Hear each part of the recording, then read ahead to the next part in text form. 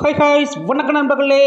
We house production தயாரிப்பில் பாலாவோட இயக்கத்தில் GV Prakash Kumar, சாம் CS இசையில் அருண் விஜய், ரோகிணி பிரகாஷ், ரிதா நடித்துள்ள படம். இந்த படம் வந்து வெளியாகி சமூக வலையத்தில் ஒரு பரபரப்பான ஒரு விறுவிறுப்பான கதையாக வந்து போய்கிட்டு இருக்குங்காங்க. அப்படி என்னப்பா அந்த ஸ்டோரி இருக்குது அப்படிங்கிறத நம்ம பார்க்குறதுக்கு முன்னாடி நீங்கள் நம்ம சேனல் புதுசுனா மறக்காம நம்ம சேனலில் ஒரு சப்ஸ்கிரைப், லைக், ஷேர் பண்ணுங்கள். வாங்க அந்த படத்தில் ஸ்டோரிக்குள்ள போகலாம்.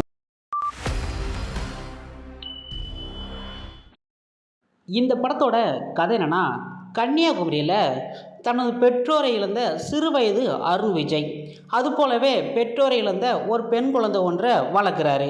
இருவரும் பாசமான அண்ணன் தங்கையை போல் அவ்வளோ அருமையாக வந்து பாசமாக வந்து வளர்ந்துக்கிட்டு இருக்கிறாங்க.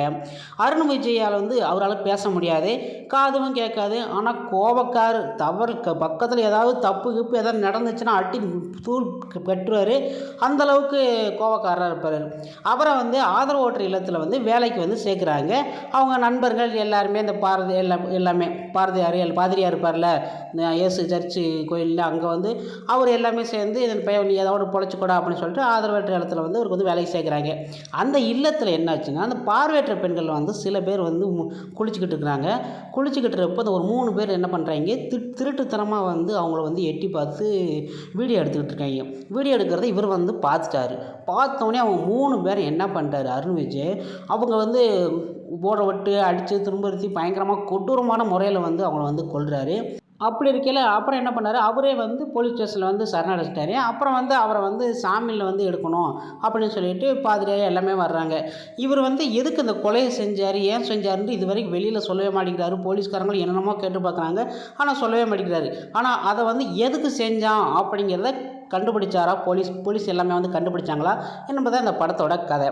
பாலா இயக்கத்தில் விக்ரம் சூர்யா நடித்து வெளிவந்த பிதாமகன் படத்தில் விக்ரம் ஏற்ற சித்த நடிப்பு மாதிரியே வந்து இதிலே வந்து அருண் விஜய் வந்து நடிக்க வச்சுக்கிறாங்க. அதுக்கேற்ற மாதிரி மறு உருவமாக வந்து அருண் விஜய் இருப்பார், அந்த மாதிரி தான் வந்து எடுத்துக்கிறாங்க.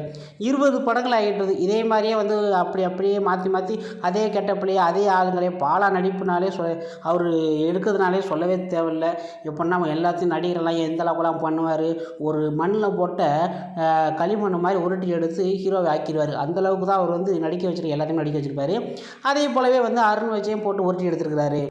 இதில் வந்து நடிகையை வந்து நடிக்க தெரியாதவங்களை வந்து கண்டுபிடிச்சி வந்து நடிக்க வச்சாங்களா, இல்லாட்டா அப்படி நடிக்கிறாங்களா அப்படிங்கிற அளவுக்கு வந்து இதில் வந்து போட்டுக்கிறாங்க நடிகையை.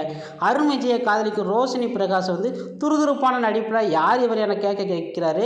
பிதாமகன் லைலா கதாபாத்திரத்தில் மஞ்சுவை மீண்டும் வந்து பார்த்தது போல் இருக்குது இந்த இடத்துல. அருண் விஜயின் தங்கையான ரிதா கதாபாத்திரமும் மிக அழுத்தமான கதாபாத்திரமாக அந்த பொண்ணு வந்து அருமையாக நடிச்சுக்குது. ஒரு வளர்ப்பு தங்கை தான் என்று தெரிஞ்ச பின்னும் வந்து அது கதறி அழுகும் நடிப்பு நம்ம மனசை வந்து உருக வச்சுக்குது. அந்தளவுக்கு வந்து கொடுத்துருக்காங்க இந்த படத்தை. இந்த படத்துக்கு வந்து நான் கொடுக்க வேண்டிய ரேட்டிங் வந்து 5க்கு வந்து 3.5 கொடுக்கேன். அந்தளவுக்கு வந்து பாலாவோட படம்னாலே வந்து டிஃப்ரெண்ட்டாக இருக்கும். ஆனால் கதைன்னு சொல்ல போனால் இதுதான் கதை அப்படிங்கல.